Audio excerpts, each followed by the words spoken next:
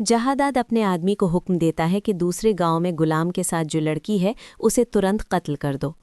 वहीं खड़ा बादशाह ये सारी बातें सुन लेता है।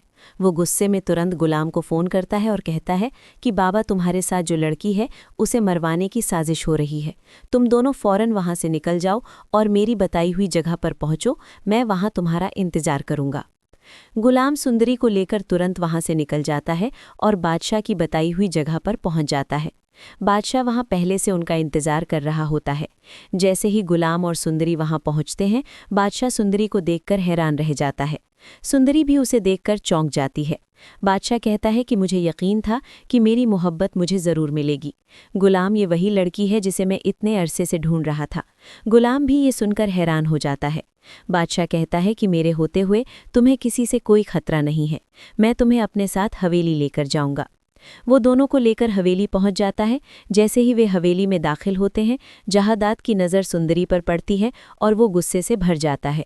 वो तुरंत उठकर गुलाम का गिरेबान पकड़ लेता है और चिल्लाता है कि ये क्या हरकत है। मैंने कहा था इस लड़की को ख़त्म कर दो और तुम इसे यहाँ ले आए हो। तभी बादशाह बीच में आकर गुलाम को छुड़ाता है और कहता है कि बाबा, ये आप क्या कर रहे हैं? इस लड़की को यहाँ गुलाम नहीं बल्कि मैं लेकर आया हूँ। आखिर आपकी इससे क्या दुश्मनी है? ये कौन है? सुंदरी जवाब देती है कि मैं आशिक अली की बेटी हूँ। मेरे बाबा बहुत शरीफ इंसान थे। ये सुनकर बादशाह हैरान हो जाता है और कहता है कि यानी तुम ही अम्मा फूफा की बेटी हो। उसी वक्त ये बात खुर्शीद तक भी पहुंच जाती है।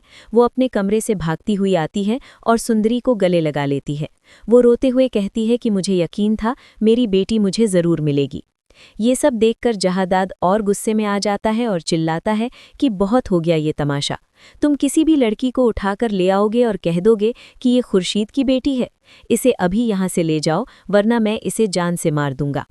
बादशाह जवाब देता है कि मेरे होते हुए सुंदरी को कोई नुकसान नहीं पहुंचा सकता। मैं जानता हूं कि यही खुर्शीद की बेटी है और मैं बहुत जल्द इससे शादी करूंगा।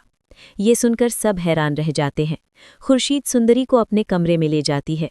सुंदरी उसे बताती है कि किस तरह गुलाम ने हर मुश्किल में उसकी मदद की। वो गुलाम को शुक्रिया कहने के लिए अपने कमरे में बुलाती है।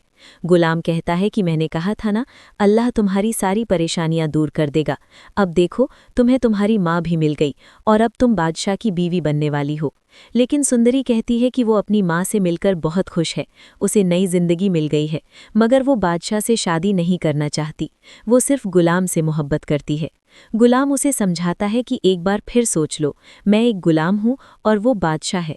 मेरे साथ जिंदगी आसान नहीं होगी। सुंदरी साफ कह देती है कि उसे इससे कोई फर्क नहीं पड़ता। वो सिर्फ गुलाम से ही शादी करना चाहती है। अब इन दोनों की मोहब्बत जहादाद के लिए एक मौका बन जाएगी। वो ऐसी चाल चलेगा कि बादशाह सुंदरी और गुलाम दोनों का दुश्मन बन जाएगा। अब देखना ये है कि आगे क्या होता है। क्या इनकी मोहब्बत कामयाब होगी या हालात सब कुछ बदल देंगे? अगर आपको कहानी पसंद आई हो तो अपनी राय ज़रूर बताइए। वीडियो को लाइक करें और चैनल को सब्सक्राइब करना मत भूलिए।